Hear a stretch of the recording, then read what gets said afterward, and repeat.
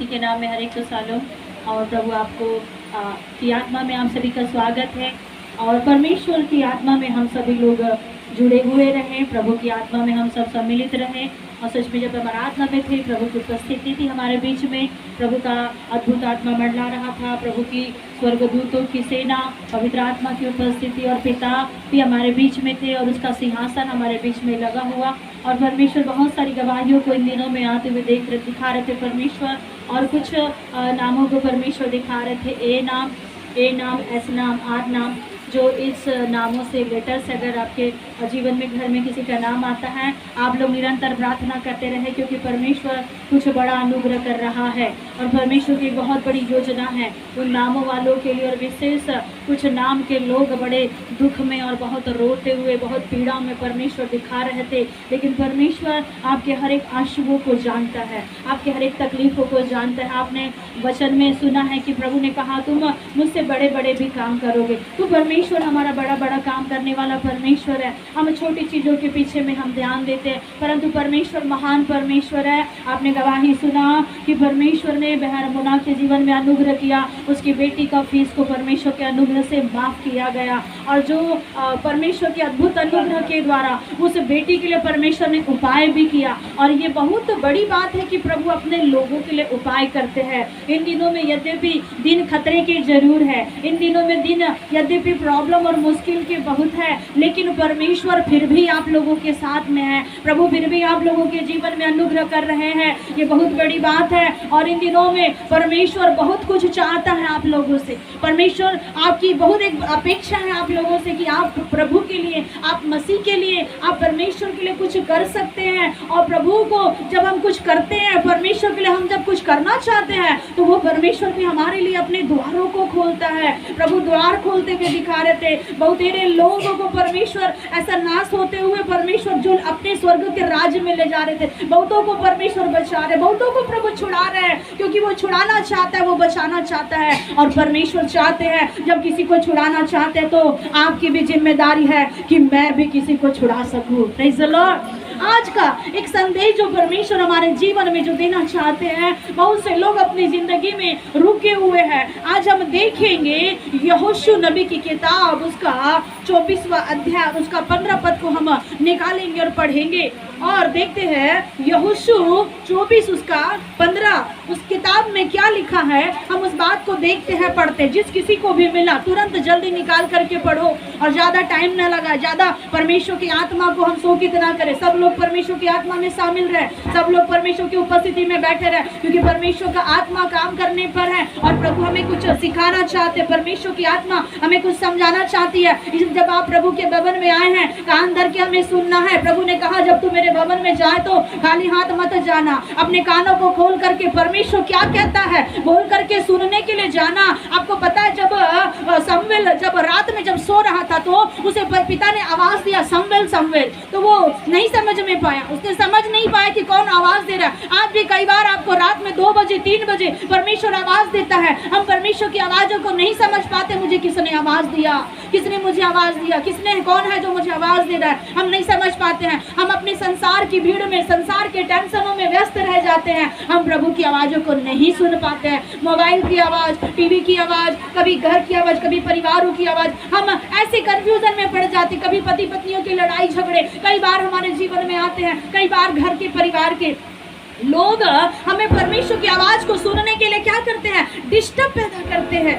और कई प्रकार का डिस्टर्ब हमारे जीवन में होता है कि हम परमेश्वर की आवाज को ना सुन सके। लेकिन जब हम सारे डिस्टर्ब को हटाते, तो हम क्लियर रीति से परमेश्वर की आवाज को सुन सकते हैं। आज हम परमेश्वर की आवाज को सुनने के लिए यहाँ पर आए हैं। याद रखिए, बड़े बड़े लोगों के द्वारा, बड़े बड़े नबियों के द्वारा, बड़े बड़े भविष्यद्वक्ताओं के द्वारा परमेश्वर उन दिनों में बातचीत करता था, तो इसका मतलब ये नहीं कि प्रभु आज बात नहीं करता। आज भी परमेश्वर बात करता है, आज भी परमेश्वर आवाज देता है, आज भी परमेश्वर अपने लोगों को फिर से उठा के खड़ा करना चाहता है और एक बड़ी बेदारी को परमेश्वर लाना चाहता है। लेकिन इससे पहले कि हमारे जीवन में हमें सुनना बहुत जरूरी है। आइए पढ़िएगा यहोशू 24 का 15 पद। और यदि यहोवा की सेवा करनी तुम्हें बुरी लगे, तो आज तुम लोग भी दूसरी सेवा करोगे, चाहे उन देवताओं की जिनकी सेवा तुम्हारे महादेव के पार करते थे, और चाहे एमोनियों के देवताओं की सेवा करो, जिनके देश में तुम तो अपने पुराने समय यहोवा ही की सेवा नित करूंगा।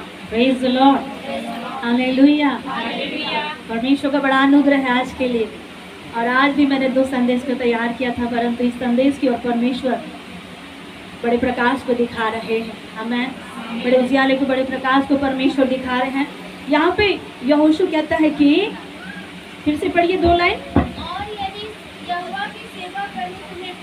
और यदि तुम्हें यहोवा की सेवा करनी बुरी लगे तो तुम आज चुन लो।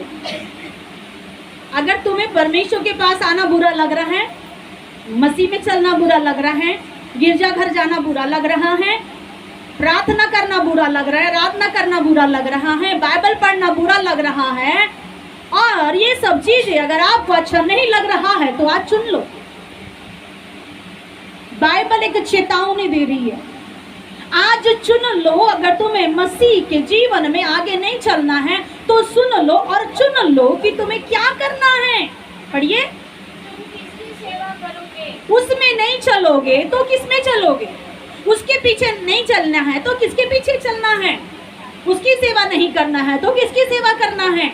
अगर तुमको आज अगर चुनाव अगर नहीं होगा, सही चुनाव अगर मसीह में अगर आप नहीं कर पाएंगे तो कल के दिन जब आप चुनाव करेंगे तो आपको तकलीफ होगी। लिसन ली वेरी केयरफुली। जब आप अगर नहीं समझ सकते तो परमेश्वर की आत्मा आपको नहीं समझा सकती। लेकिन अगर मैं समझना चाहता हूँ कि पिता प्रभु जी मुझे कुछ सिखाइए, मुझे कुछ समझाइए, तब परमेश्वर का आत्मा बिल्कुल भी तैयार रहता है, वो एक्टिव हो जाता है। जब हम परमेश्वर की आत्मा के लिए जब हम तैयार होते हैं कि प्रभु मुझे कुछ करना है, मुझे कुछ सुनना है, मैं तेरी आवाज को सुनना चाहता हूँ, मैं तेरे शब्द को सुन करके, आदम कहता है कि मैं डर गया था। जब परमेश्वर के शब्द को लोग सुनते हैं तो डर जाते हैं। हम परमेश्वर के शब्द सुनते हैं तो हमें तैयार होना है। आमीन। परमेश्वर शब्द दे रहा है कि आज एक अद्भुत चुनाव, आज मेरे व्यक्तिगत जीवन का चुनाव, आज मेरे परिवार का चुनाव, आज मेरे घर का चुनाव। प्रभु कहता है अगर तुम्हें परमेश्वर की सेवा करना है तो प्रभु की सेवा में रहो, या तो फिर तुम आज चुनाव कर लो। लेकिन यहाँ पे कहता है यहोशू, मैं तो अपने घराने समेत यहोवा की ही सेवा नित्य करता रहूंगा। आमीन। मैं अपने घराने समेत, जब हम 14 साल की उम्र से निकले, हमारा घराना निकला, हमारा परिवार निकला, और आज भी आपको पता है कि आज हमारा घराना, आज भी हमारा परिवार इस सेवकाई क्षेत्र में मिसाल बना हुआ है। यद्यपि दुनिया में कोई पहचान हो या ना हो, पर मसीहत में एक पहचान आज भी है। हमारे 5 बहन, माता जी, पिता भी प्रभु की सेवा करते करते प्रभु की उपस्थिति में चले गए, सो गए। और आज भी परमेश्वर ने जो गवाही यहाँ पे दे रहा है कि परमेश्वर की दास कहता है यहोशू, मैं और मेरा घराना नित्य प्रभु की सेवा, चाहे जो भी हो जाए, हम करते रहेंगे। आप आए या ना आए, किसी के आने ना आने से प्रभु का काम नहीं रुकने वाला है, परंतु परमेश्वर का काम और भी बढ़ेगा। आमीन। Praise the Lord. प्रभु का काम और भी बढ़ेगा। हम देखते हैं आज कुछ एक फैसला लेना है, आज कुछ एक फैसला लेना है। हम देखते हैं दुनिया में क्या है, बहुत से लोगों के जीवन में आप देखते, जब चुनाव आता है तो चुनाव के समय में कौन सा नेता चुनना चाहिए, कौन सा नेता अच्छा होगा, किसे हमें वोट देना चाहिए। और कई एक चुनाव के समय में जो लोग आते तो कहते कि अधिकारी लोग कहते कि हम, अगर तुम हमें जिता दोगे तो हम यहाँ से रोड बनाएंगे, नल लगाएंगे, नालियाँ बनाएंगे, और बहुत सारी बातें जो उनके अधिकार में है, वो उतनी बातें वो करते हैं क्योंकि उनके पास में अधिकार है। वो बोलते हैं, करते हैं और कहते हैं कि अगर तुम हमें वोट दोगे तो हम ये करेंगे, वो करेंगे। बहुत से नेता, बहुत से मंत्री। लेकिन जैसा हम देखते हैं कि यहोशू 24 के 15 अध्याय में परमेश्वर का वचन आपने पढ़ा कि यहाँ पे कहता है कि चुनाव कर लो, चुन लो। तो चुनाव करने के लिए जब एक नेता, जब नेता बनने के लिए जब कोशिश करता है तभी ना खड़े होता है। अगर वो चुनाव अगर नहीं करेगा तो वो तो एक नॉर्मल इंसान, आप जैसे हम जैसे बन करके रहेंगे। लेकिन वो चाहता है कि मैं उस नेतागिरी में मैं खड़ा हूँ, मुझे कोई वोट दे, और ताकि मेरा भी फायदा हो और जनता का भी फायदा हो। कोई नुकसान के लिए खड़ा नहीं होता। हर एक के मन में एक इच्छा होती है कि लोग मुझे चुन करके उस पद पर बिठाएं और मैं जनता की भलाई करूं। और बहुत बड़ी बड़ी बातें हम देखते हैं कि लोगों के साथ में होती है। और बहुत सी पार्टी आती है, सामने वाली पार्टी बोलती है कि मैं वो, तुम मुझे वोट दो, मैं तुम्हारे लिए ये वायदा करूंगा, वो वायदा करूंगा, और कहता है कि मैं तुम्हारे लिए ये करूंगा, वो करूंगा। लेकिन जब वो जीत जाते हैं तो उनका जो वायदा होता है, क्या वो पूरा हो पाता है? नहीं हो पाता। जब वो जीत जाते हैं, उनका जब चुनाव जब किया जाता है हमारे द्वारा, जनता के द्वारा, तब वो क्या अपने वायदे को पूरा करते हैं? नहीं करते। उनका फैसला अलग ही हो जाता है। और हम देखते हैं कि उन लोग जीत के तो खड़े हो जाते हैं। दो प्रकार की पार्टियां होती है, जनता पार्टी, ये पार्टी, वो पार्टी, फिर और एक आम आदमी पार्टी आ गई। दो तीन पार्टियां हैं। हम कौन सी पार्टी में हैं? हम कौन सी पार्टी में? जैसे संसार में दो तीन प्रकार की नेताओं की पार्टियां चल रही है, वैसे ही आत्मिक जीवन में भी दो प्रकार की पार्टी है। Praise the Lord. पीछे वाले को सुनाई आ रहा है? आवाज ज्यादा है, कम है, बढ़ाना है? Praise the Lord. हालेलुया। बोलो प्रभु यीशु मसीह की। जैसे दुनिया में दो पार्टियां हैं नेताओं में, मंत्रियों में, वैसे परमेश्वर हमें बताना चाहता है कि संसार की शक्तियों में भी दो पार्टी है।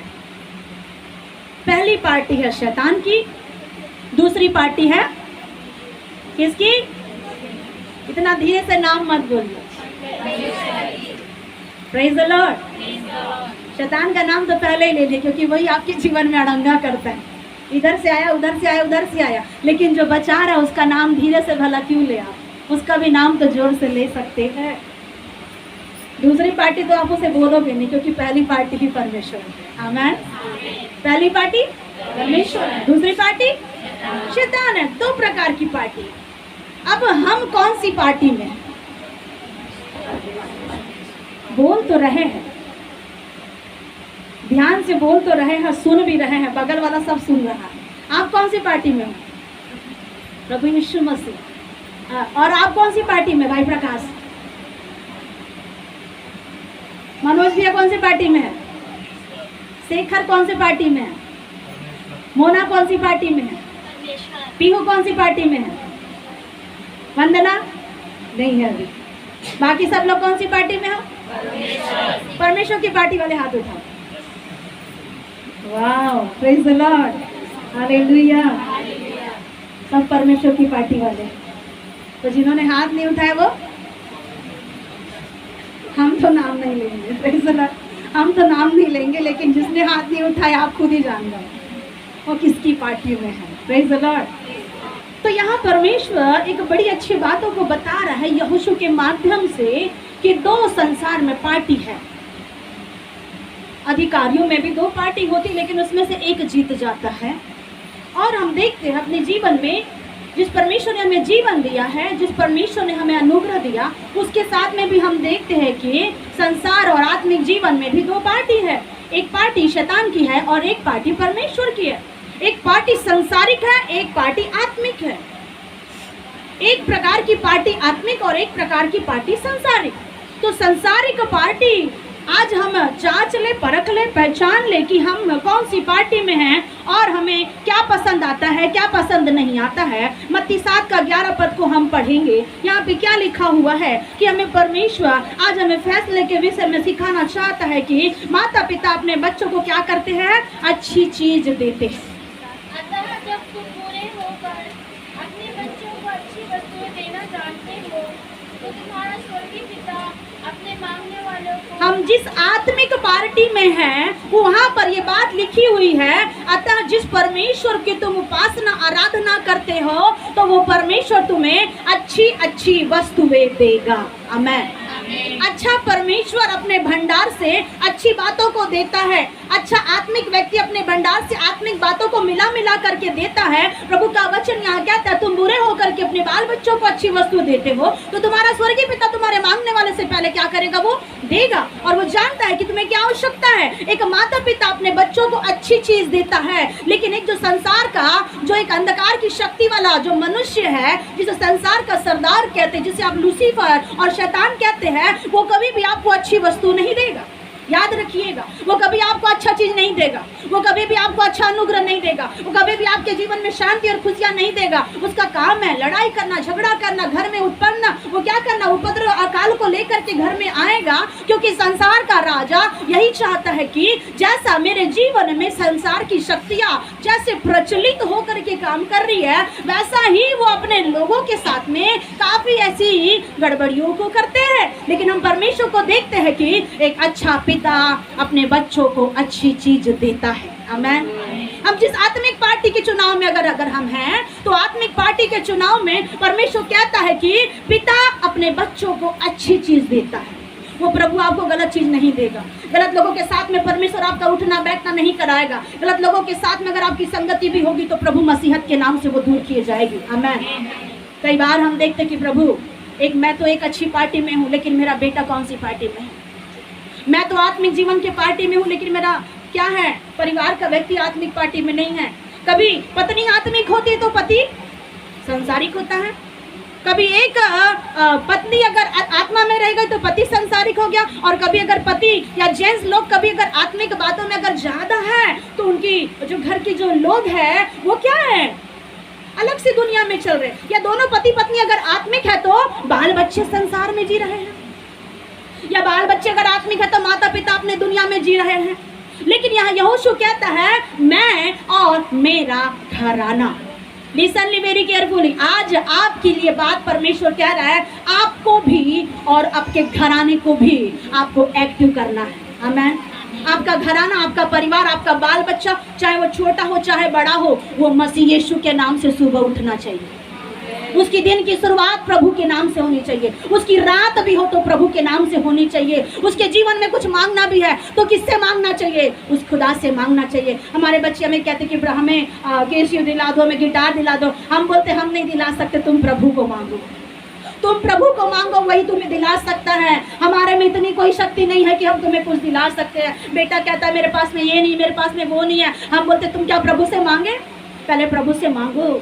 आपको आज अगर परमेश्वर की उपस्थिति में आपने अगर आत्मिक जीवन में चुनाव अगर आपने किया है तो बहुत जरूरी है कि आपका बच्चा भी आत्मिक जीवन में चले, और अगर वो नहीं है तो उसे भी प्रभु लाएगा। आमेन।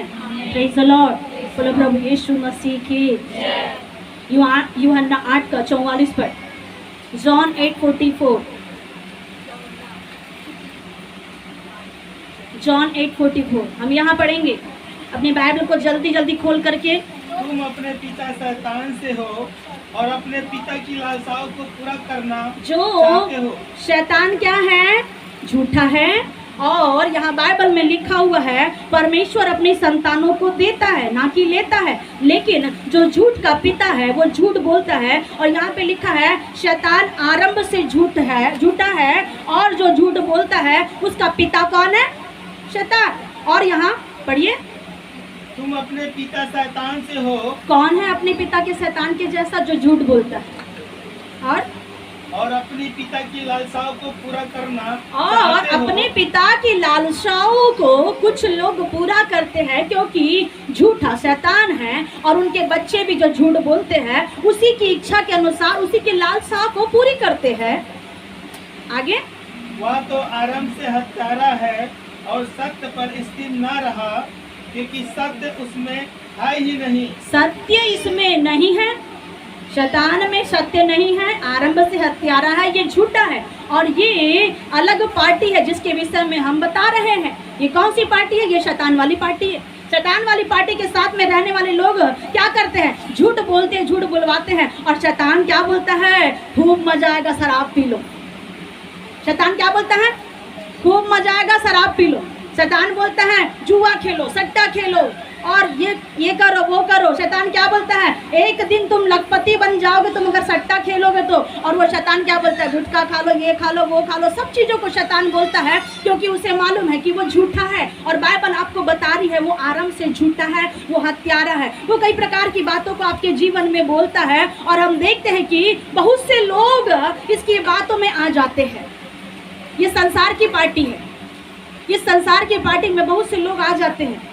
शैतान कहता है कि तुम अगर ये कर लोगे तो तुम्हारा कुछ नुकसान नहीं होगा।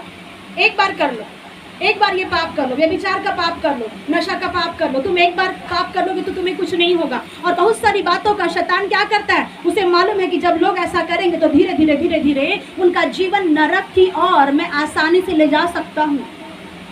नरक की ओर शैतान क्या करेगा, उन लोगों को आसानी से लेके चला जाएगा।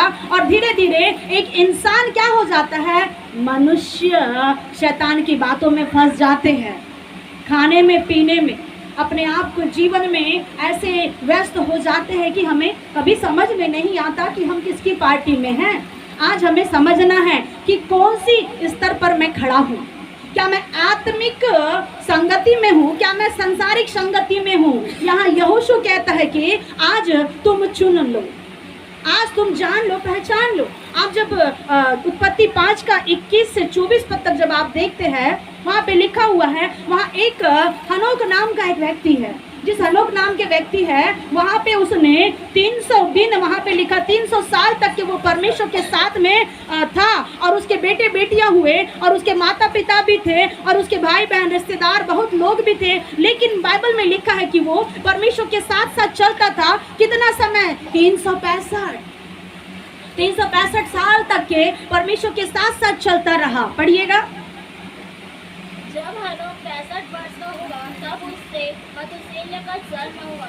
मतुसेलह की 65 साल का हुआ तब मालूम है उसका एक बेटा हुआ, और धीरे धीरे ये 300 साल और 365 साल तक के परमेश्वर के साथ में चलता रहा। याद रखिए, अगर हम शैतान की पार्टी में रहेंगे तो परमेश्वर के साथ कभी नहीं चल पाएंगे, इतना भी नहीं चल पाओगे। लेकिन अगर आप प्रभु के पार्टी में, अगर आप परमेश्वर की उपस्थिति में, आत्मिक लोगों की संगति में रहते हैं, आत्मा में चलते हैं, आत्मिक जीवन आपका दुआ प्रार्थना आपका श्वास बन गया। बिना प्रार्थना की आप सांस नहीं ले सकते। कभी कभी कोई कहता है तू मेरे दिल की धड़कन है, तू मेरे हाथ की लकीर है। कुछ नहीं है, वही आपके दिल की धड़कन है। अगर उसी ने अगर सांस नहीं दिया तो हमारा धड़कन क्या हो जाएगा? बंद हो जाएगा। इंग्लिश में बहुत अच्छा शब्द है, यू आर माई लाइफ बोलते हैं। You are my life. एक लड़का एक लड़की को, एक लड़की एक लड़का को, यू आर माई लाइफ। ठीक है, वो लाइफ अगर जितना मान लीजिए 60 साल रहा तो आपके अंदर में लाइफ रहेगा। लेकिन अगर आपका पति पत्नी अगर चले गए तो लाइफ चला गया। क्या वही लाइफ है? नहीं। यहाँ जीवन के साथ में रहने के लिए हनोक ने फैसला किया। हनोक का फैसला था कि मैं, उसका चुनाव था कि मैं क्या करूं, प्रभु के साथ में रहूं। 65 साल की उम्र में बच्चे हुए, धीरे धीरे संतान बढ़ती गई, लेकिन फिर भी हनोक परमेश्वर की उपस्थिति से नहीं हटा। यहाँ बाइबल बताती है कि जो व्यक्ति संसार की संगति में रहता है उसके जीवन में नाना प्रकार का वो क्या रहता है? स्वभाव रहता है, नशा करने का स्वभाव, और उसके जीवन में ऐसे नशों में वो फंसा रहता है। लेकिन जो आत्मिक संगति में रहता है, परमेश्वर के साथ में वो चलता है। आमीन।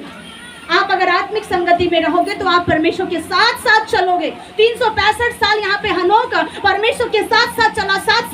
इसके वजह से बाइबल बताती है कि परमेश्वर ने उसे धर्मी देखा और वो स्वर्ग पर उठा लिया गया। आमीन।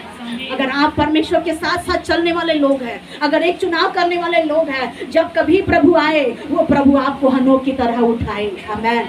ऐसा आपके जीवन को तैयार करना है, ऐसा आपके जीवन को बनाना है। संसार के बाइबल में आप देखते हैं, पढ़िएगा लूका 17 अध्याय, लूका 17 26 और 27 पर। यहाँ पर हम देखते हैं लूका 17 26 27 पर, जल्दी से निकाल करके पढ़िए। यहाँ पर हम देखते हैं क्या प्रभु का वचन कहता है। हनोक ने अपने जीवन में परमेश्वर के साथ साथ कैसा चला होगा। उसके क्या परिवार नहीं थे, उसके क्या बच्चे नहीं थे। आज आपके भी परिवार है, आज आपके भी बच्चे हैं। आज आपको बहुत तकलीफ होती है, मुझे नहीं मालूम आपको तकलीफ होती कि नहीं होती, लेकिन मुझे कई बार तकलीफ होती है। ये बच्चे कैसे हैं प्रभु?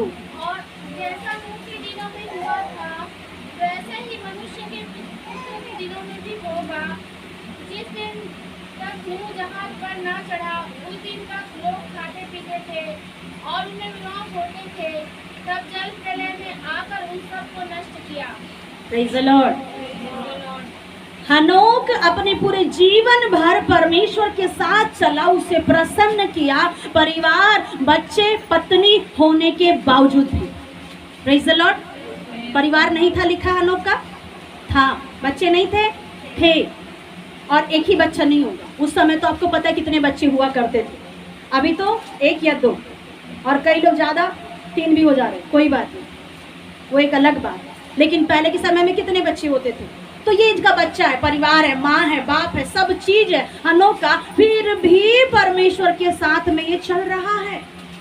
चलने का एक निर्णय लो, प्रभु मैं तेरे साथ चलूंगा, मेरा परिवार चलेगा, मेरा घराना चलेगा, मेरे घर में छोटा बच्चा भी अगर जन्म लिया तो अभी मैं इसे सिखाऊंगा कि उसी के पीछे चलना है।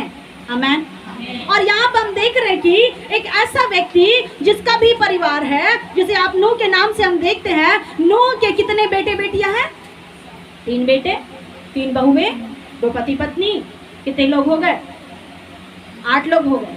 8 लोग परमेश्वर के सामने, परमेश्वर की उपस्थिति में चल रहे हैं। और बाइबल में लिखा है नूह के दिन में जब ऐसा था तो वे जब तक न पानी और आंधी तूफान नाव का जहाज ना बन गया तब तक लोग क्या कर रहे हैं? खा रहे हैं, पी रहे हैं। क्या पढ़िए। जैसा नूह के दिनों में हुआ था वैसा ही मनुष्य के पुत्र के दिनों में भी होगा। नूह के समय में जैसा हुआ था, तो आपको मालूम है नूह के समय में क्या हुआ था? लोग खा रहे हैं, पी रहे हैं और सब चीज ऐसो आराम कर रहे हैं। इसका मतलब क्या नूह बाबा ने नहीं खाया होगा? बताइए, क्या खाना नहीं खाया होगा? खाया होगा, पानी पिया होगा, पति पत्नी के साथ रहे होंगे, परिवार के साथ में फिर भी रह रहे हैं, लेकिन अपना लक्ष्य को नहीं हटाए। Praise the Lord, hallelujah. परमेश्वर ने कहा नूह तुझे एक जहाज बनाना है। उसने बोला जी प्रभु बिल्कुल आज्ञा, तेरी आज्ञा को मैं पूरा करूंगा। और जैसे परमेश्वर ने बोला तो उसने नूह ने हाँ बोला। और जैसे नूह ने अपने बच्चों को बोला कि सुनो, मुझे प्रभु की आवाज आई है, मुझे जहाज बनाना है, उसमें तुम मेरी सहायता करना है। बच्चे बोले हाँ पिताजी। आज अगर आप अपने बच्चों को अगर आप बोलिए सुबह उठो प्रार्थना करो, हम क्यों करेंगे? बच्चे क्या बोलते हैं? हम क्यों करेंगे? बच्चों को आप बोलो चलो प्रार्थना में, नहीं हम नहीं जाएंगे, हमको अभी सोना है, हम अभी नहीं जाएंगे। लेकिन नूह ने जब बोला तो उसके बच्चों ने बात माने कि नहीं मानी? उसके बच्चों ने बात माने। यद्यपि उस समय में भी खाना पीना था, फिर भी बाइबल बताती है वो खाना पीना खा करके भी खाने पीने को ज्यादा महत्व नहीं दिया, पर जहाज को महत्व दिया। आमीन। आज आपके जीवन में खाना है, पीना है, आज आपके जीवन में तकलीफ है, आज आपके जीवन में बीमारी है, समस्या है, परंतु एक विश्वास अटूट रखो कि मेरा प्रभु मेरे साथ में है। और जब वो मेरे साथ में है परिस्थितियाँ ठीक हो सकती है, लेकिन मुझे फैसला करना है कि मुझे कुछ उसके लिए करना है। आमीन। नूह ने फैसला किया जहाज मैं बनाऊंगा। लोग खाते पीते रहे, वो फिर भी खाता पीता रहा। उसके बेटे बेटियां थे और उसका ध्यान केवल कहाँ था? अपने जहाज बनाने की ओर। आज आपका लक्ष्य हो जाए, आज आपका फैसला हो जाए, आज आप भी फैसला करें कि मेरा क्या हो जाए? मेरा जहाज बन जाए, मेरा परिवार बन जाए, मेरा परिवार के लोग बच जाए। और बाइबल में लिखा हुआ है कि संसार का हम जो भी काम कर रहे हैं इसमें हमें कोई मतलब नहीं है, लेकिन थोड़ा ही समय रह गया है कि आने वाला आएगा। जैसा नूह के समय में लोगों को परमेश्वर तैयार कर रहा था, वैसे ही इन दिनों प्रभु तैयार कर रहा है। इसलिए हमें फैसला करना है, एक फैसला करना है कि मुझे इस संसार के जीवन में फंसना है या मुझे आत्मिक जीवन की ओर चलना है। अगर हम आत्मिक जीवन की ओर चलने का प्रयास करते हैं तो प्रभु ने मत्ती 6:33 में कहा कि अगर तो उसके धर्म राज्य की खोज करोगे तो सारी वस्तु तुम्हें मिल जाएगी। मैं आपसे कहना चाहती हूँ, आप जितने लोग यहाँ बैठे हैं, आप उसके राज्य की खोज करो, आप उसके पीछे चलो। जो आपके पास में नहीं है वो मेरा प्रभु स्वर्ग से प्रोवाइड करेगा। वो परमेश्वर आपके जीवन में अनुग्रह के द्वारा ओपन करेगा। उसके लिए कोई भी काम कठिन नहीं है। और बाइबल कहती प्रकाशित वाक्य में मेरे खोले हुए को कोई बंद नहीं कर सकता। याद रखो, परमेश्वर ने बहुत सारे अनुग्रह को खोल के रखा, बहुत सारे दरवाजों को आपके लिए खोल के रखा, बहुत सारी शैतान की ताकतों को अथाह कुंड में उसने बंद करके रखा। जिस दिन अगर वो खोल देगा उस समय संसार का विनाश हो जाएगा। बाइबल बताती है 7 कटोरे, 7 दूत, 7 प्रकार की विपत्तियां, कई प्रकार की समस्या जीवन में तुरैया फूकी जा रही है। अभी तक तो बहुत कुछ हुआ नहीं है। अभी आपके जीवन में विश्वास को आपको जहाँ पे कमजोर है आपको बढ़ना है, बढ़ाना है, एक दूसरे के साथ में कंधे से कंधे मिला के आत्मिक जीवन में चलना है। प्रभु आपको कहना चाहता है मैंने कुछ खोला है, और जो खोला है तो वहां से प्रभु श्राप नहीं भेजता, वहां से प्रभु अंधकार की शक्तियों को नहीं भेजता। जब परमेश्वर खोलता है तो वहां से अनुग्रह को भेजता है, छुटकारे को भेजता है। आज आपके जीवन में ऐसे ही अनुग्रह को आप अपने आशीषों को हमें लेना है। और जब मिल तो जाता है फिर भी हम निराशा, फिर भी हम कष्ट में, फिर भी हम क्लेश में, भविष्यवाणियां हो रही तुम्हारे लिए सब कुछ होगा। बीते दिनों में परमेश्वर का वचन में कहा था कि तुम्हारे आंखों ने कानों ने जो नहीं देखा वो होगा और वो हो के रहेगा प्रभु के नाम से। आमीन। उसे रोकने वाला कोई ताकत नहीं है। परमेश्वर का अनुग्रह आपके जीवन में इन दिनों पूरे होने वाले हैं। तंत्र मंत्र की सारी शक्तियों को प्रभु नाश करने वाले हैं। जितने भी तंत्र मंत्र आपके जीवन में काम करे उसे प्रभु यीशु के नाम से नष्ट किया जाएगा। और वो ढूंढने पर भी, यिर्मयाह नबी, यशायाह नबी कहता है तू उसे ढूंढेगा परंतु तेरे पास कभी नहीं आएगा। आमीन। वो हर एक सारी ताकतों के ऊपर में राज करने वाला परमेश्वर है। याद रखो, दुनिया में, संसार में सत्ता किसी की भी हो, परंतु स्वर्ग में, स्वर्ग के ऊपर और आकाश मंडल, भूमंडल, हर लोक में एक ही सत्ता है और वो है खुदावन की। आमीन। वो है खुदावन की सत्ता। और जब उसकी सत्ता में जब आप आ जाओगे, आपके लिए सब कुछ पूरा होगा। यीशु कहता है सब कुछ पूरा हो गया। एक बची हुई है बात जो पूरी होने की है, जब वो आए और हमें ले जाए। आमीन। Praise the lord. बोलो प्रभु यीशु मसीह की, राजाओं के राजा की। पौलुस कहता है कि थोड़ा समय है, पौलुस थोड़ा समय है कहता है। और पौलुस अपने वचन में कहता है, पहला कुरिन्थी 7 अध्याय उसका 29 और 30 पद में हम देखते हैं कि जो जो लोग परमेश्वर का चुनाव करते हैं उन्हें कैसा जीवन में जीना चाहिए, और जो लोग संसार का चुनाव करते हैं उनके जीवन में क्या बातें होती है। आपने यूहन्ना 8 का 44 पद में देखा, जिनके जीवन में संसार का चुनाव होता है वो संसार के मौज में क्या रहता है, आनंदित रहता है। लेकिन जिसके जीवन में परमेश्वर का अनुग्रह है वो परमेश्वर की उपस्थिति में रहता है। पढ़िएगा। समय कम किया गया है। पौलुस कह रहा है, हे भाई और बहनों कि समय बहुत कम किया गया है, अभी समय कम हो चुका है।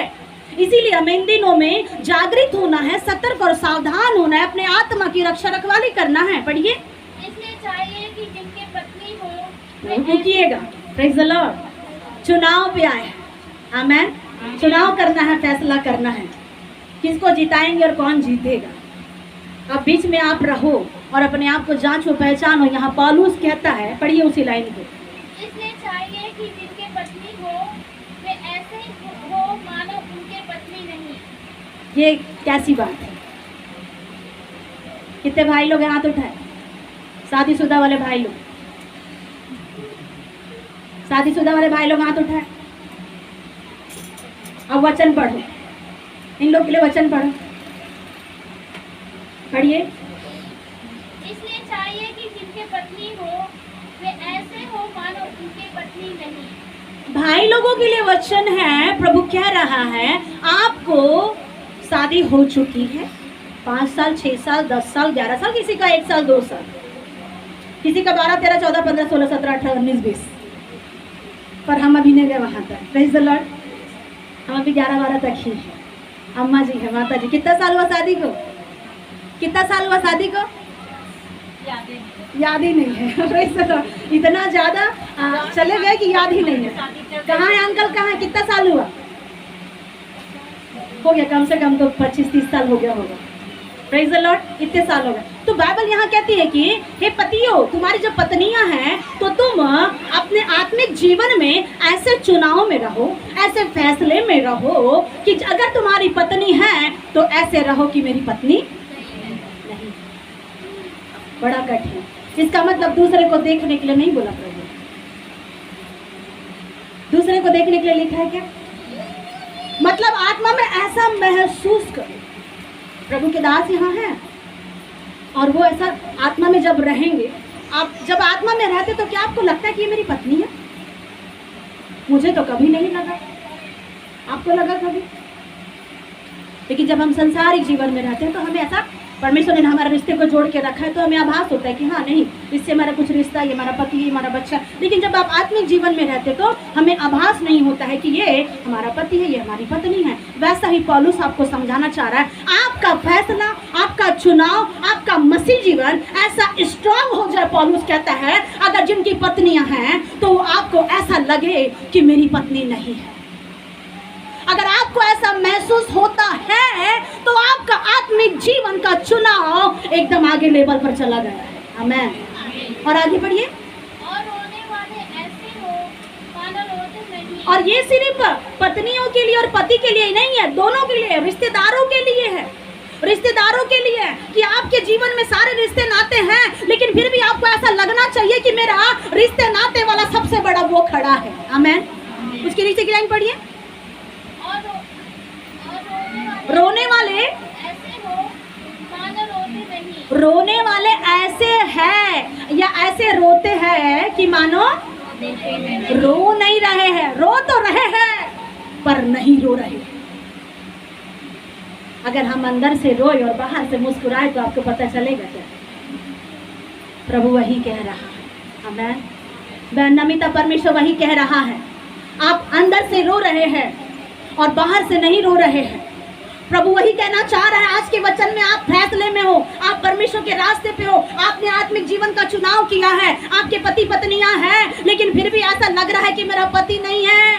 आप अपने आत्मिक जीवन में होने के बाद में भी है, तभी भी नहीं है लग रहा है, और नहीं है तो और भी सूनापन, और भी खालीपन, और रो रहे हैं, आत्मा में चल रहे हैं, लेकिन फिर भी पौलुस ऐसा कह रहा है, ऐसे रहो कि नहीं रो रहे।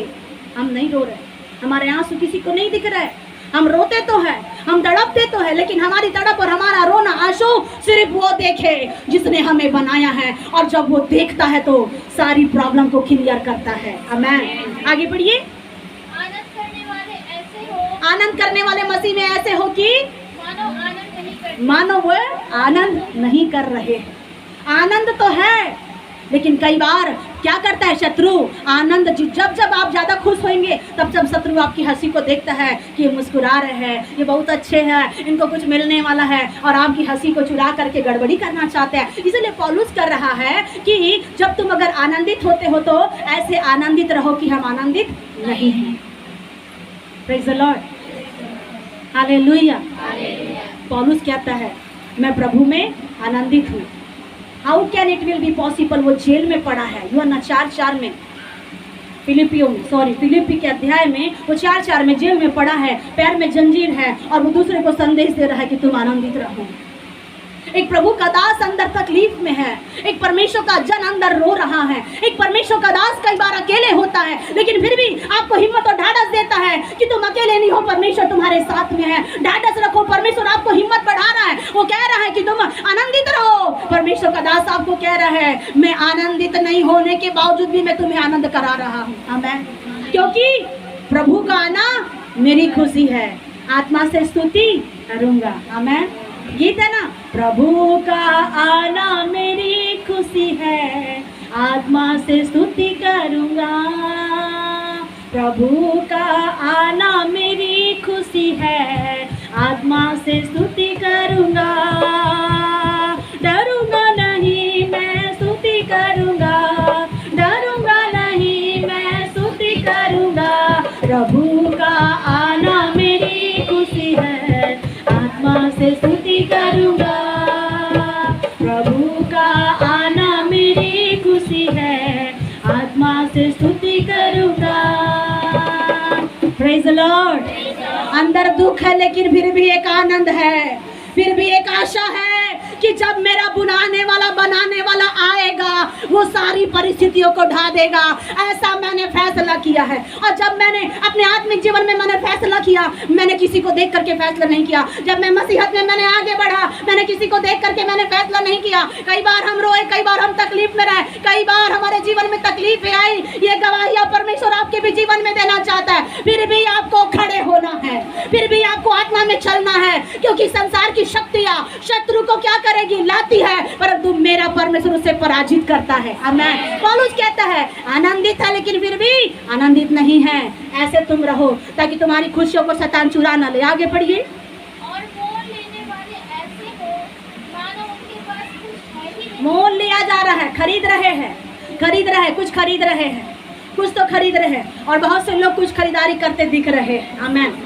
संसारिक जीवन में आपके पास में बहुत सारी चीजों को परमेश्वर प्रोवाइड करेगा। जो आपके पास में नहीं है वो प्रभु आपको लेकर के आपके लिए ला रहे हैं। बहुतों के घर में अच्छी अच्छी चीजों को, नए नए सामानों को परमेश्वर दिखा रहे हैं। आप उसे लेकर के आएंगे अपने घर के लिए, परिवार के लिए। कुछ समय से कुछ आशा में लगाए हुए बैठे हैं, आने वाले महीने आपके लिए वो ऐसे दिन आ रहे हैं। और कितने दिनों में जब बहन मैरी वचन बता रही थी, उसने 9 और 10 से विपत्ति तक बताया। परमेश्वर कह रहा था 10 विपत्ति के बाद में, 10 तारीख के बाद में 11 तारीख परमेश्वर की होगी। आमेन। और 11वीं तारीख के बाद में परमेश्वर आपको मिस्र से निकालेगा, और जब आप मिस्र से निकल जाएंगे परमेश्वर यहोवा आपके सामने रहेगा।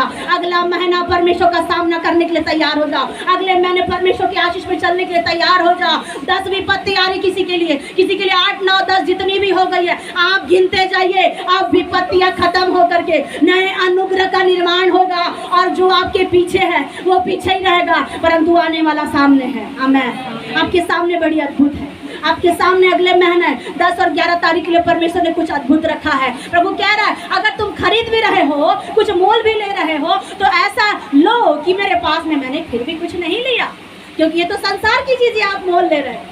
संसार का धन संपत्ति से आप जितना भी मोल ले लेंगे, आपको पता है कि आपने एक फ्रिज खरीदा, लेकिन फिर भी आपके पास में क्या आशा खत्म हो जाती है?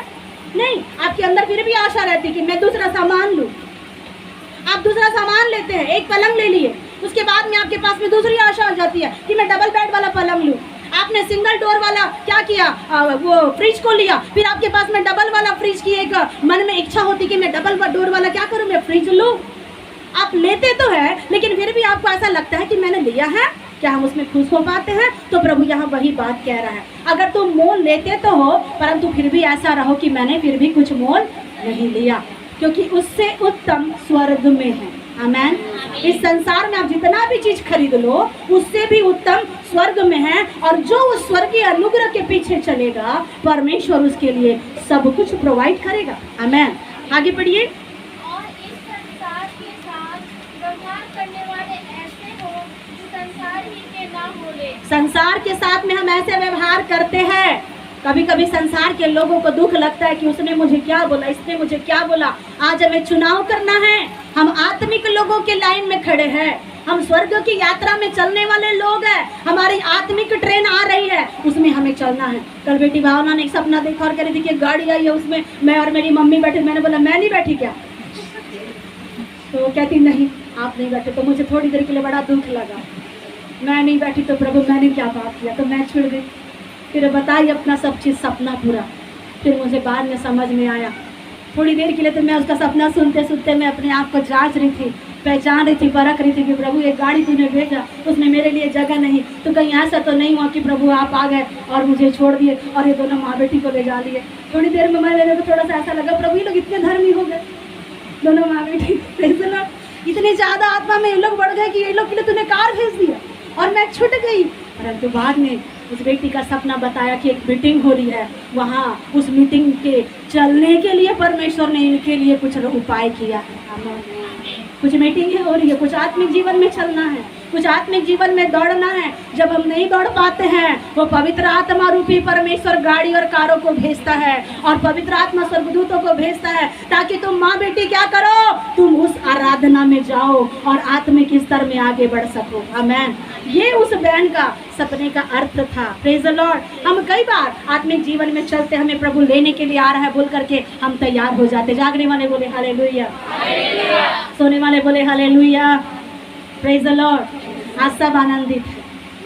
Praise the Lord.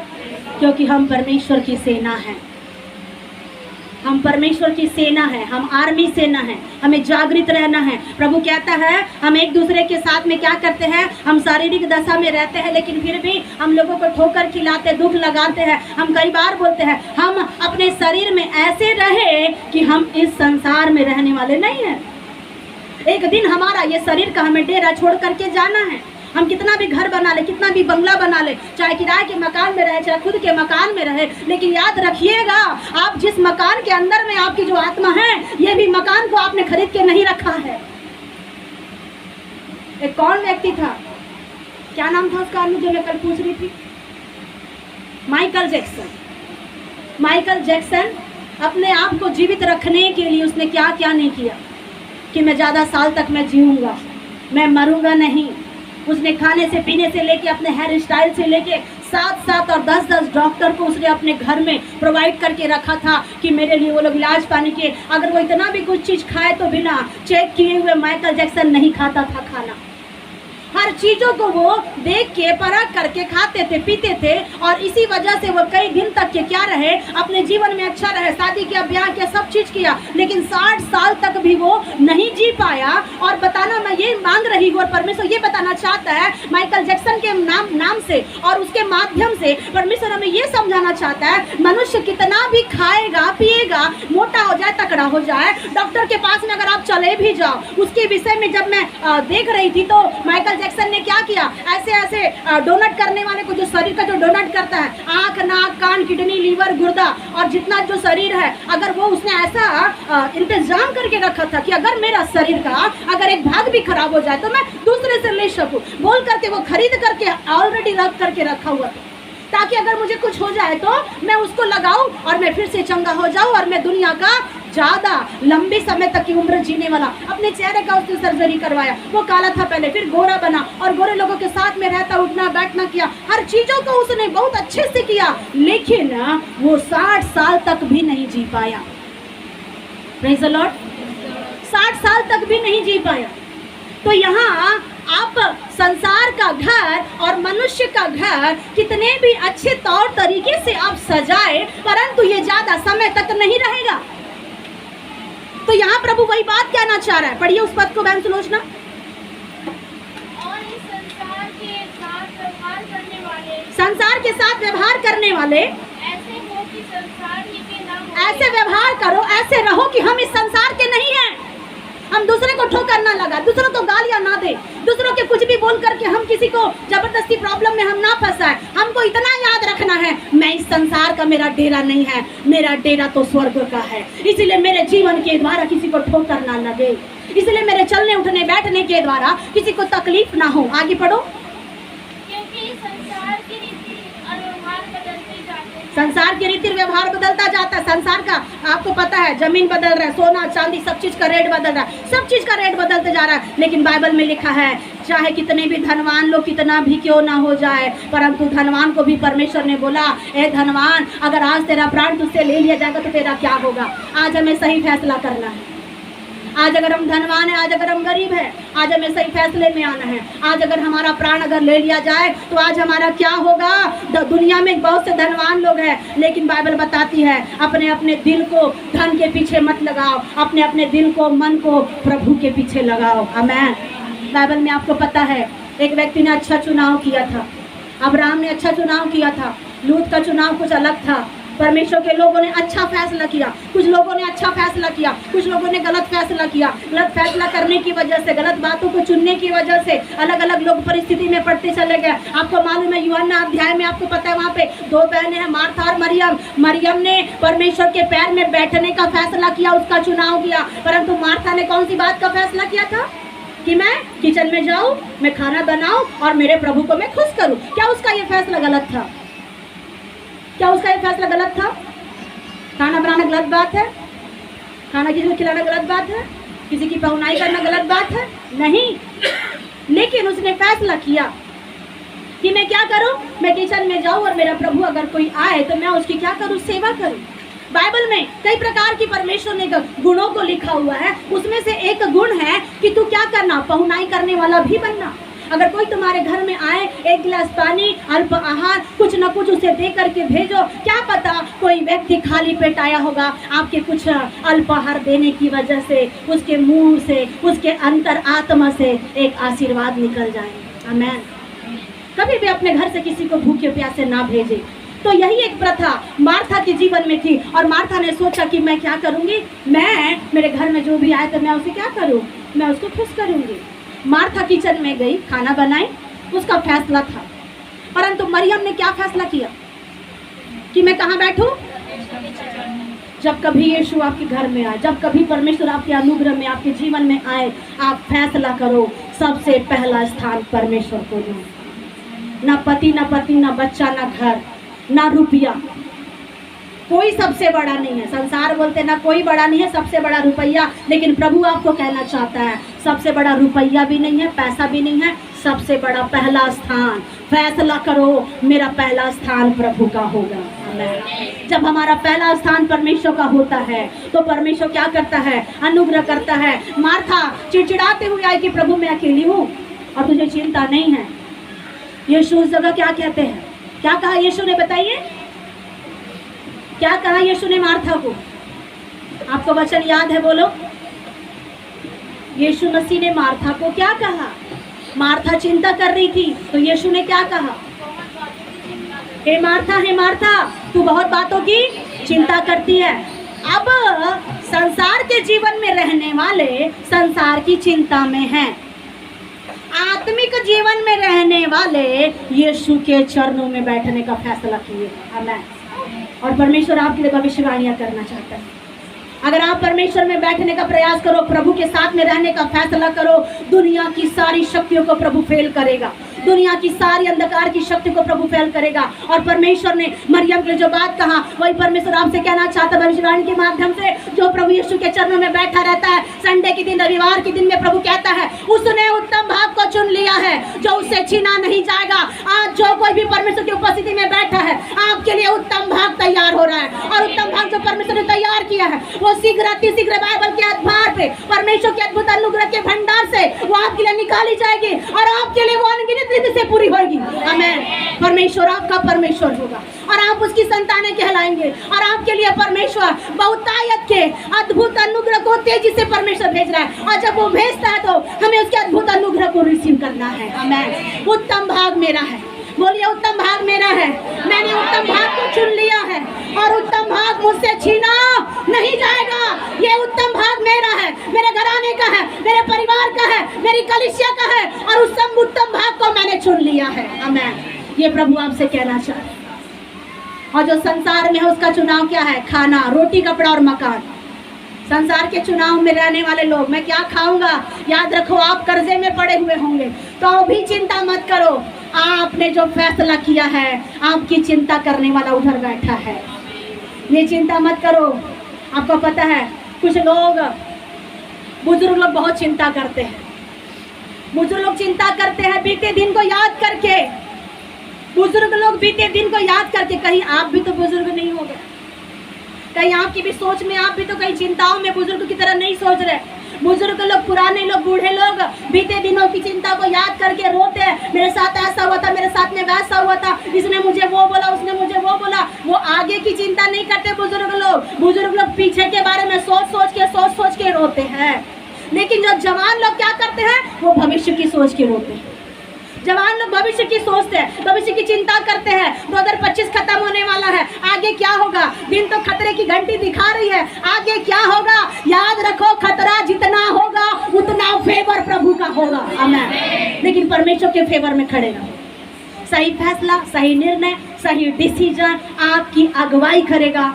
चर्च, गिरजाघर भले बंद हो जाए पर स्वर्ग कभी बंद नहीं होगा। स्वर्ग का द्वार आपके लिए कभी बंद नहीं होगा।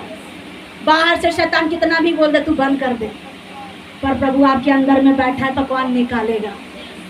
अंदर के मंदिर में परमेश्वर बैठ चुके हैं तो कोई निकाल नहीं सकता है। Praise the Lord. जवान भविष्य की चिंता करता है, भविष्य में क्या होगा। अगर हार्ट का अटैक आ गया, अगर मेरा सिर का नस फट गया तो भविष्य में मेरे बच्चों का क्या होगा? क्या होगा? एक दिन हमने अपने सासू माँ को बोला, अगर हमें कुछ हो जाएगा तो हमारे दोनों बच्चों को तुम ले जाना और संभाल लेना। तो बोले ऐसा कुछ नहीं होगा। हम तो बिल्कुल बोले, क्योंकि हम तो ऐसे खड़े ही हैं। कभी भी प्राण चले जाए, कभी भी बच जाए, चले जाए, कोई गारंटी नहीं है, पर फिर भी हमने फैसला जो किया है उस फैसले से हम नहीं हटते। जवानों को चिंता होती कि भविष्य में क्या होगा। कल चल के अगर यहाँ कोई अगर मसीह विरोधी आ जाए तो क्या होगा? कितने लोग रहेंगे, कितने लोग जाएंगे, पता चल जाएगा। असली फैसला आज आपका फैसला आप चुन लो। आपका फैसला संसार की पार्टी वाला फैसला है, शैतान की पार्टी चाहिए कि आत्मिक पार्टी चाहिए? जिसके जीवन में आपने आत्मिक पार्टी को जगह दे करके रखा है, वो कुछ भी परिस्थिति आने से नहीं हटेगा, नहीं खत्म होगा। एक बच्ची थी जो लोगों ने उसे कहा कि सब लोगों को, विरोधियों ने कहा कि बाइबल में थूक को लात मार करके जाओ। सब लोग बारी बारी थूक का लात मार करके चला गया। परंतु एक आराधना सृष्टि, इतनी बड़ी बेटी या इतनी बड़ी बेटी कुछ होगी, इतनी बड़ी बेटी जो बैठी सामने, खड़ी हो जा बेटा, खड़ी हो जा, खड़ी हो जा, खड़े हो जा, यहाँ खड़े हो जा। ये बेटी यहाँ खड़ी, इतनी बड़ी वो बेटी थी, ज़्यादा बड़ी नहीं थी। ये बेटी अभी समझती है, विश्वास करती है, समझदार है। और सारे लोगों को कहा गया कि बाइबल को थूको, लात मारो, और बंदूक को ऐसा लटका के रखा था, जो नहीं करेगा उसे मार दिया जाएगा। ये एक अद्भुत गवाही है।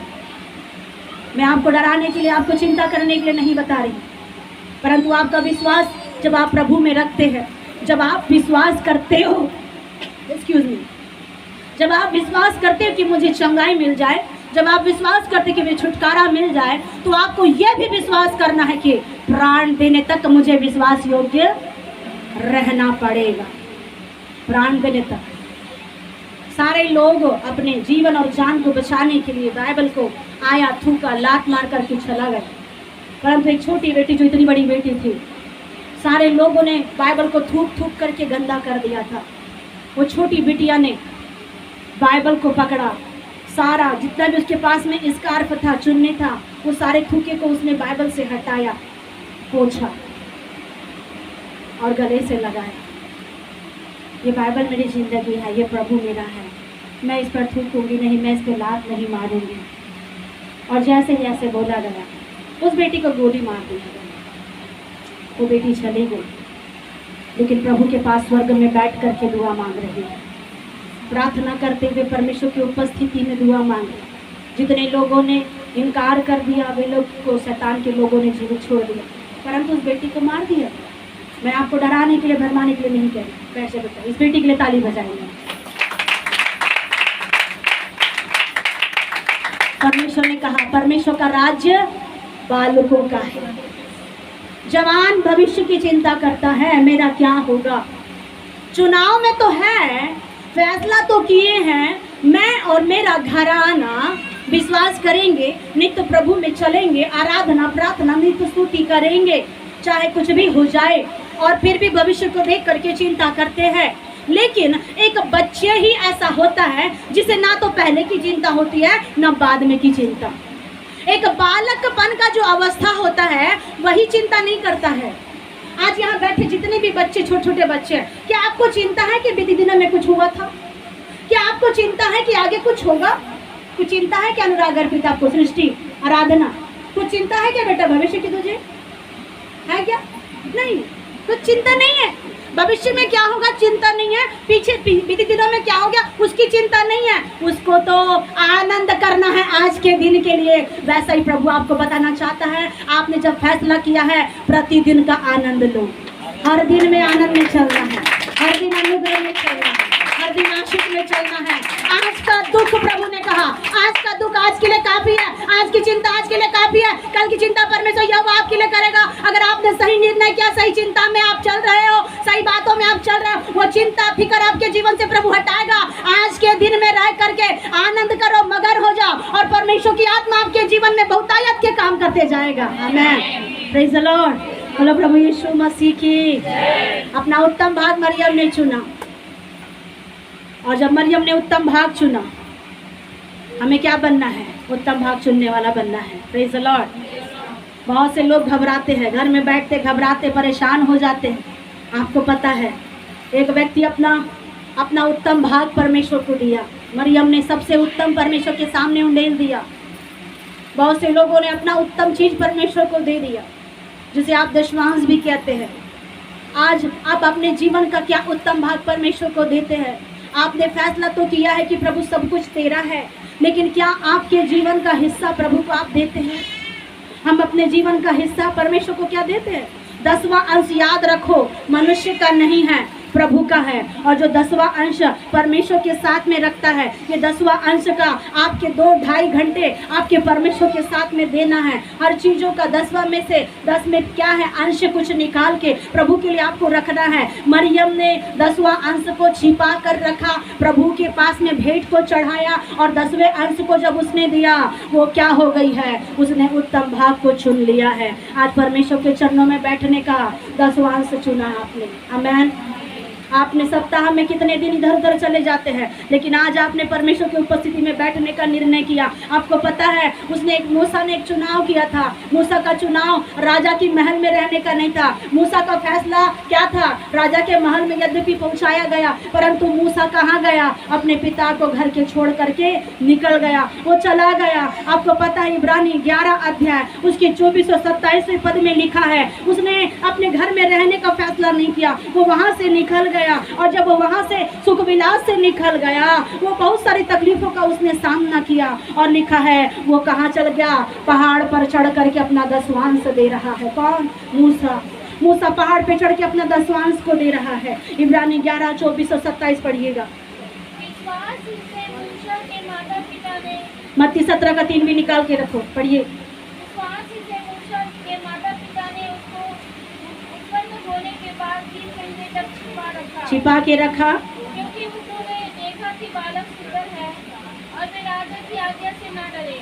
राजा की आज्ञा से नहीं डरे और राजा के घर में जब पहुंचाया भी गया तो भी उसी विश्वास के द्वारा वो वहां से निकल गया और उसका ये चुनाव था कि वो क्या करे, परमेश्वर की महिमा करे पहाड़ी पे बैठ के। मत्ती 17 का 3 पढ़ो। और मूसा और एलिया उसके साथ बातें करते थे। याद रखो मूसा कौन से स्तर पे था, छोटा था तो उसकी माता जी ने उसे नील नदी में बहा दिया था ताकि उसको ये मालूम भी नहीं था कि मेरा बेटा बहते बहते कहाँ जाएगा। याद रखो आपकी आशीष, आपका अनुग्रह, आपके जीवन की हंसी खुशी जहाँ से आपने ब्रेक कर दिया, जहाँ से शत्रु ने रोक लगा दिया, वो जहाँ कहीं भी जाए लौट के आप ही के पास वापस आएगी। आमीन।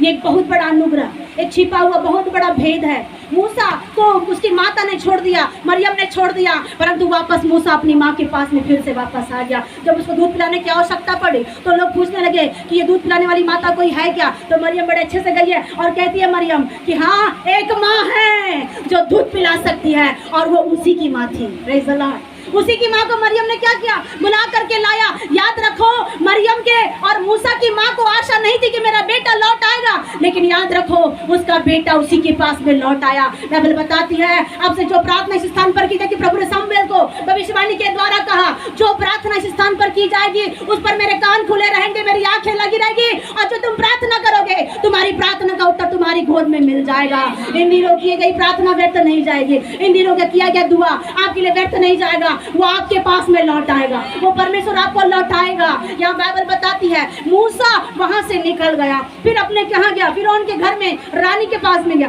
फिर जब वहां चला गया, वहां से जाने के बाद में बाइबल बताती है कि ये अपने राजा के महल से निकल गया। इसने क्या फैसला नहीं किया होगा?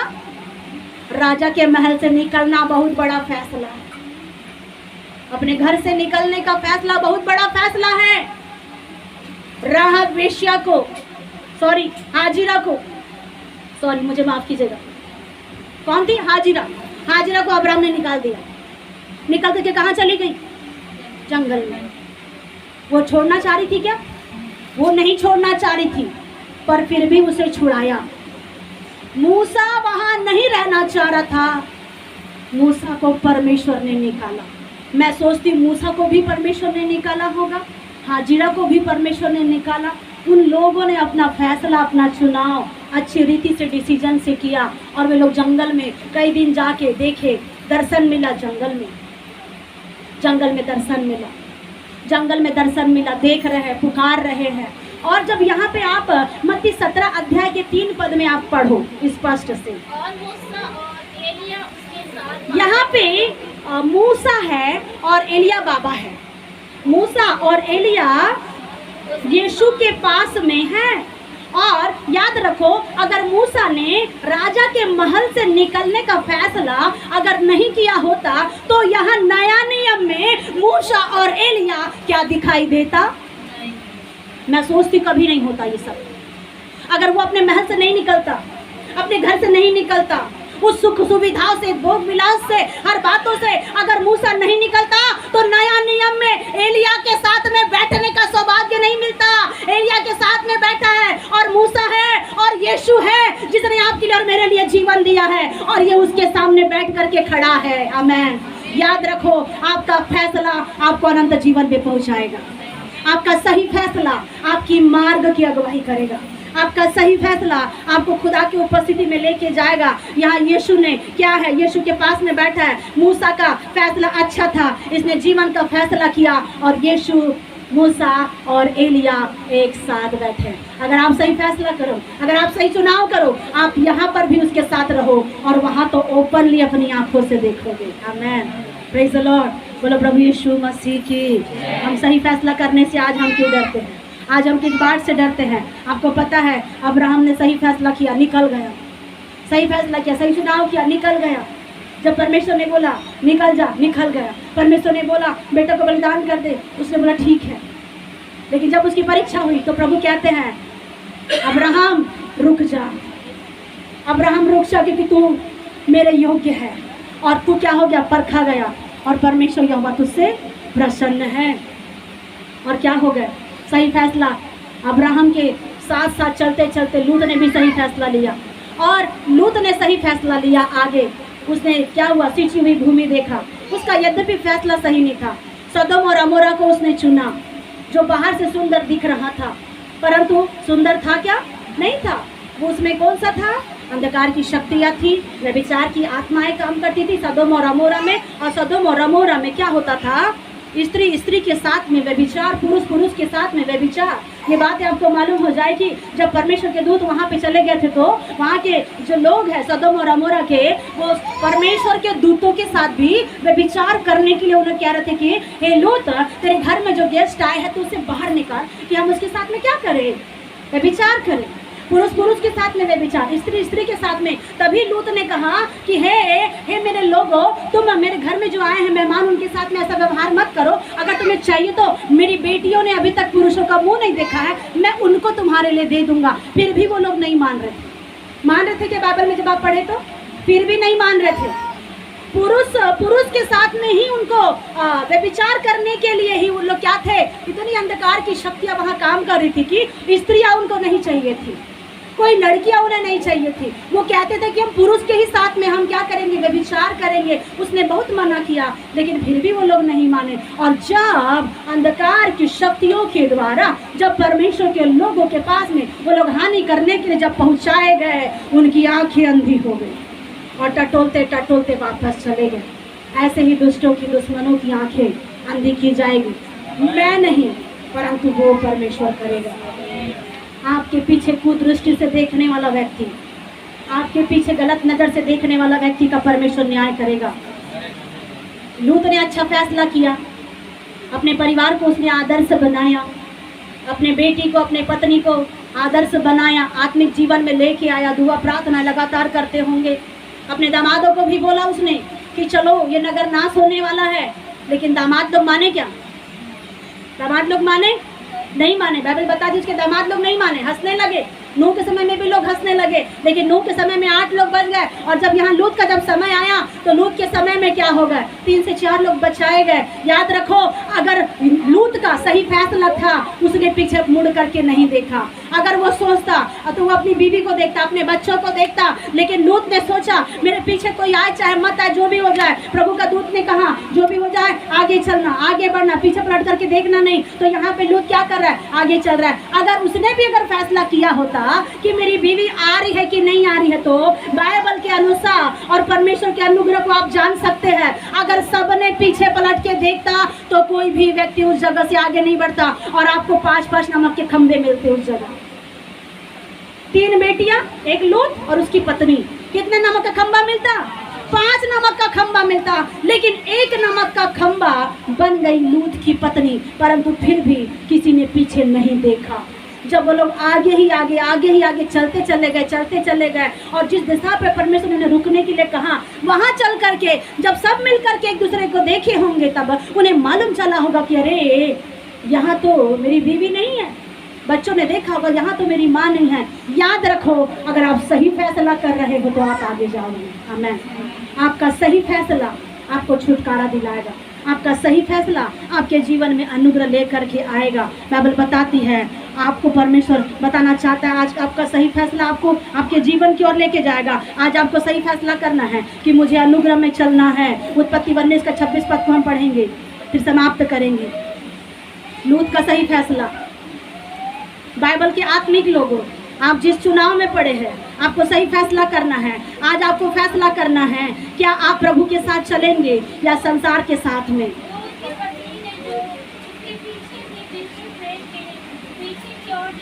लूत की पत्नी ने पीछे फेर करके दृष्टि करके देखा,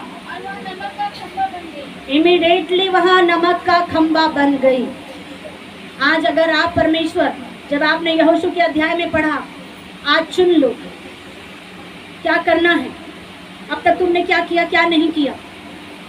पढ़िए उस वचन को, यहोशू 24 का 15। मैं समाप्त करने वाली हूँ। अगर आपको परमेश्वर के पीछे चलना बुरा लग रहा है तो आज चुन लो। अगर परमेश्वर की महिमा करना ठीक नहीं लग रहा है, उसकी आराधना करना ठीक नहीं लग रहा है, प्रभु के लोगों के साथ में रहना ठीक नहीं लग रहा है, आपको ऐसा लगता है कि क्यों प्रार्थना, आज प्रार्थना, कल प्रार्थना, परसों प्रार्थना, अभी 3 दिनों बाद प्रार्थना आने वाली है, मंगलवार, बुधवार, गुरुवार, प्रेज द लॉर्ड। फिर आप बोलेंगे, फिर गुड़गुड़ाएंगे, फिर प्रार्थना, आज ही तो प्रार्थना हुई थी, फिर 3 दिन प्रार्थना होगी, फिर प्रार्थना। आप लोग नहीं बोलते, ये बच्चे लोग बोलते, इसलिए मैं कह रही, ये लोग बोलते हैं अभी तो शुक्रवार को फिर प्रार्थना हुई थी, फिर गुरुवार को प्रार्थना हुई थी, गुरुवार को उसके बर्थडे के लिए प्रार्थना हुई, शुक्रवार को आपके लिए प्रार्थना हुई, फिर आज संडे को फिर सबके लिए प्रार्थना हो रही है। Praise the Lord. हम कहते हैं फिर प्रार्थना, चुन लो। आज आपको क्या प्रार्थना नहीं चाहिए?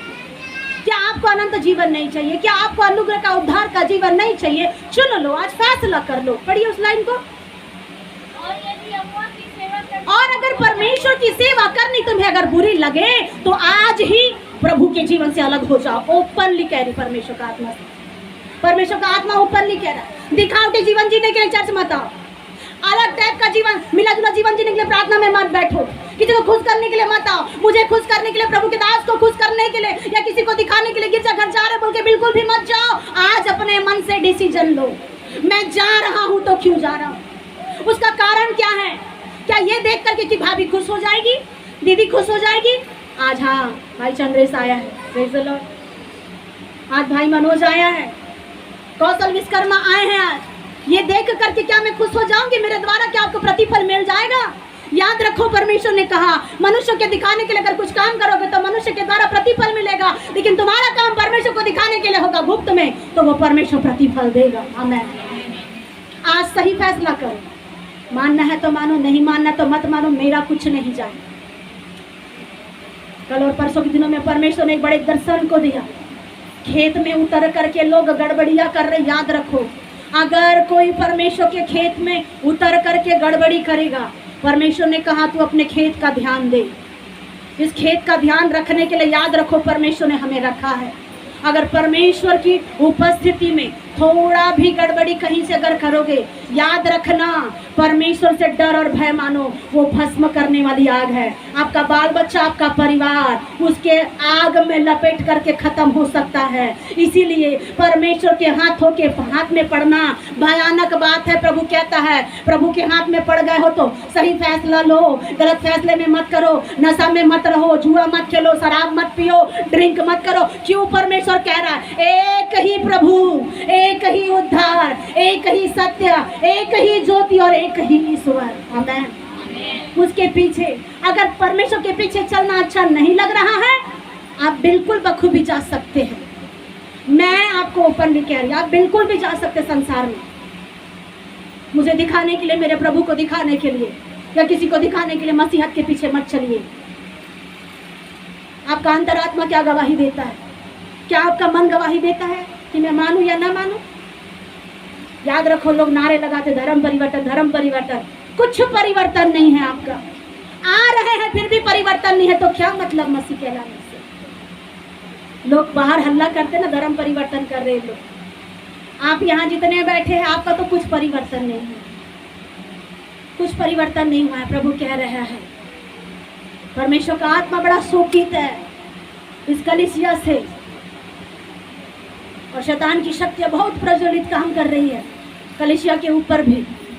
तंत्र मंत्र की शक्तियों के द्वारा आपको खिंचाव करने की कोशिश कर रहा है। बहुत से भरमाने वाली आत्माएं, बहुत से भरमाने वाली ताकतें आपके ऊपर में बहुत भयानक तरीके से काम कर रही हैं, लेकिन परमेश्वर का आत्मा आपको बचाना चाहता है।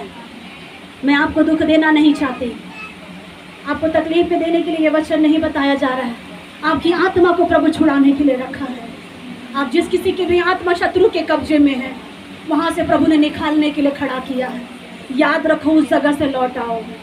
उस जिस भी जगह में आप फंसे हैं, जिस भी दिशा में आप रुके हैं, उस दिशा से, उस दशा से आपको निकल करके लाना है, आपको निकल करके आ जाना है। प्रभु ने कहा आज चुनाव कर लो। लूत का चुनाव था प्रभु के पीछे चलना। आज आप अगर परमेश्वर के पीछे चलने का चुनाव करेंगे तो आपको आपकी मजदूरी बिल्कुल मिलेगी। याद रखो, मैंने अगर एक बीज बोया तो मुझे उसका फल जरूर मिलेगा। आज अगर आपके जीवन में अच्छा विश्वास है, अच्छी परमेश्वर की अनुग्रह है, उसका प्रतिफल आपको भी मिलेगा, आपके बच्चों को भी मिलेगा, आपके नाती पोतों को भी मिलेगा। और प्रभु ने कहा धर्मी लोग खजूर की नाई फलेंगे फूलेंगे, लबानोन के देवदार की नाई बढ़ते रहेंगे, वे रोपे जाने पर भी बढ़ते रहेंगे और हरे भरे रहेंगे, अपने मौसम में लहलहाते रहेंगे और हर विपत्तियों से वही बचाए जाएंगे। आमीन। अगर आपका सही चुनाव है आप हर विपत्ति से बचेंगे। अगर आज आपका सही चुनाव है सारी प्रॉब्लम से बचाए जाएंगे और आपके पीछे जो भी चल रहा है वो सारी अंधकार की शक्ति यीशु के नाम में जाएगी और जब तक नहीं बचाया गया है वो भी बचाया जाएगा। आमीन। परमेश्वर आज आपको बड़ी चुनौती दिया है। आज इस चुनौती को अपने मन में रखो कि मुझे दुआ करना है, प्रार्थना करना है, वचन पढ़ना है, भजन में रहना है, भक्ति में रहना है। यहोशू ने कहा कोई मेरे पीछे चले या ना चले, मैं और मेरा घराना नहीं तो क्या करेंगे, प्रभु की उपासना करेंगे, प्रभु की आराधना करेंगे। आज कलीसिया तैयार हो जाए, आज आप तैयार हो जाए, फिर आपको सैनिक बनाएगा परमेश्वर। आज आप तैयार हो जाए, यरीहो के फाटक दूर किए जाएंगे। आज आप तैयार हो जाए, सारी बीमारियां हटाई जाएगी। आज आप तैयार हो जाए, गंदी बदबू आपके घरों से जाएगी। कितना दुष्ट आत्मा आपके घरों में लाल धागा काला धागा पीला धागा, कितनी रस्सियों को शैतान ने बांध के रखा, वो सारी रस्सी आपके कमर से, पैर से, पेट से यीशु के नाम में चली जाएगी। आइए अपनी आंखों को बंद करें।